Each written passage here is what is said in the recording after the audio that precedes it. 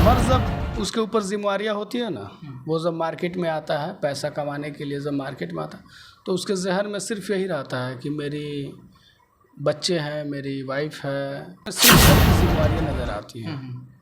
तो जब इंसान के ऊपर जिम्मेवारी का बोझ आ जाता है ना, तो फिर इंसान हाई एजुकेशन नहीं ले सकता। वो अपनी जिम्मेवारियों में बढ़ा कि कैसे अपने घर के लोगों की ज़रूरत को पूरा कर सकें। सकता है कि आलोक मौर्य की वाइफ ने उसकी ज़रूरत ने जाहिर किया होगा अपने हस्बैंड के सामने कि मुझे पढ़ना है और एसडीएम बनना है।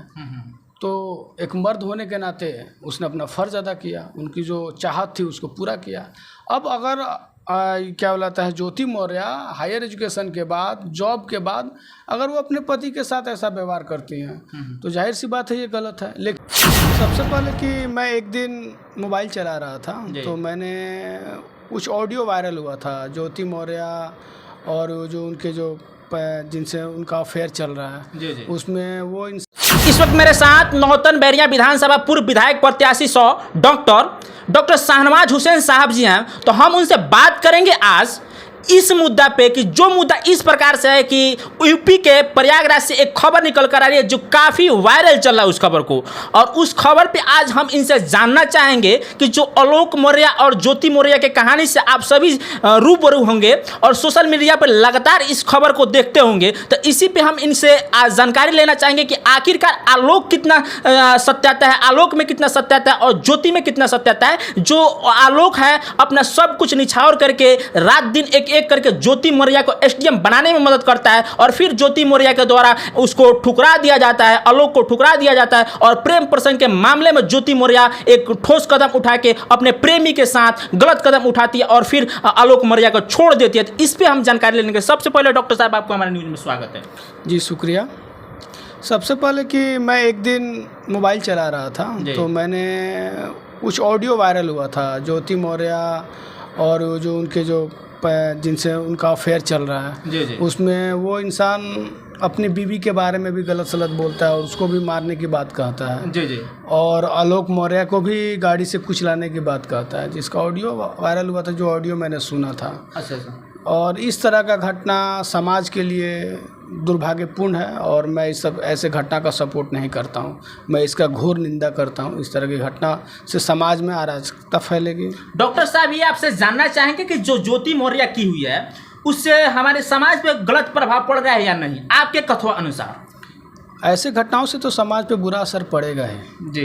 तो अभी जो लगातार ऐसे खबरों को देखकर एक पति अपने पत्नी को पढ़ाने में सक्षम नहीं है, पढ़ाई भी छुड़ा जा रहा है, ये भी खबर आप देखते होंगे। साफ तौर पे यही कहना चाहते हैं कि शिक्षा लेना ज़रूरी है।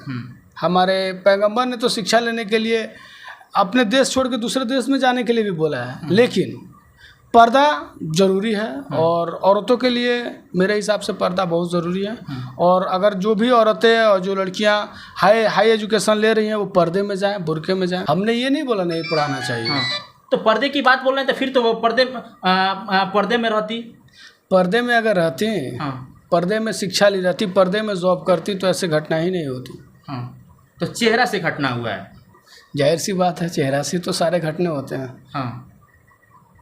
आजकल ज़्यादातर घटने चेहरे से तो होते हैं। और सोशल मीडिया पे डॉक्टर साहब ये भी दर्शाया जा रहा है थी मैसेंजर हो, ट्विटर हो कि आलोक मौर्य में अगर उतना कैपेसिटी रहता तो खुद वे खुद पढ़ लेता। महिला संगठन के द्वारा इस चीज़ को बताया जा रहा है। वह आखिरकार ज्योति मौर्य को क्यों पढ़ाया, इसका मतलब कहीं ना कहीं जाहिल गंवार है।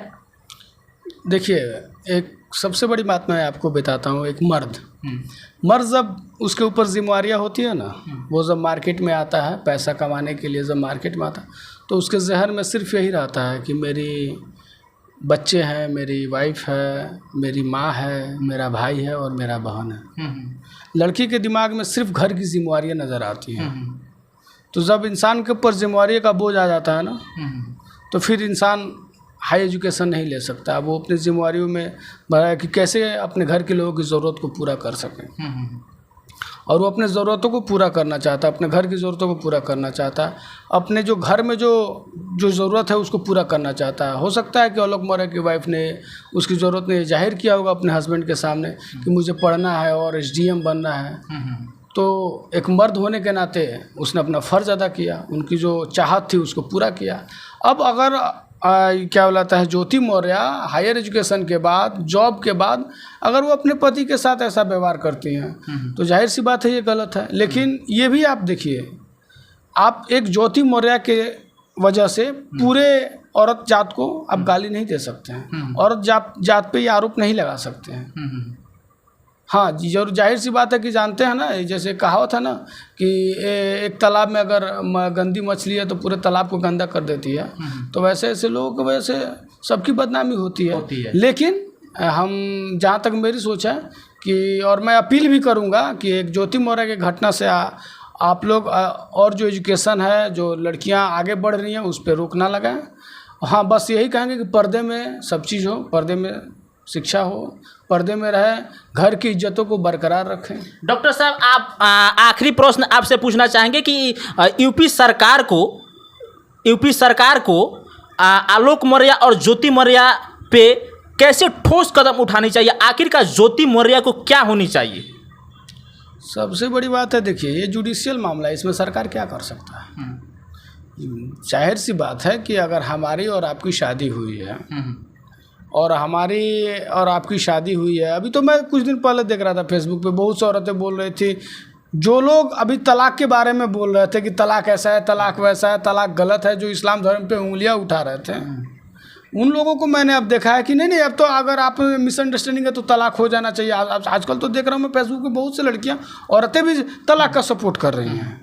जो लोग तलाक पे, इस्लाम धर्म पे कमेंट कर रहे थे, आज वो लोग तलाक का सपोर्ट कर रहे हैं कि अगर हमारा उनके बीच ऐसा अंडरस्टैंडिंग नहीं है तो हमको तलाक दे दीजिए।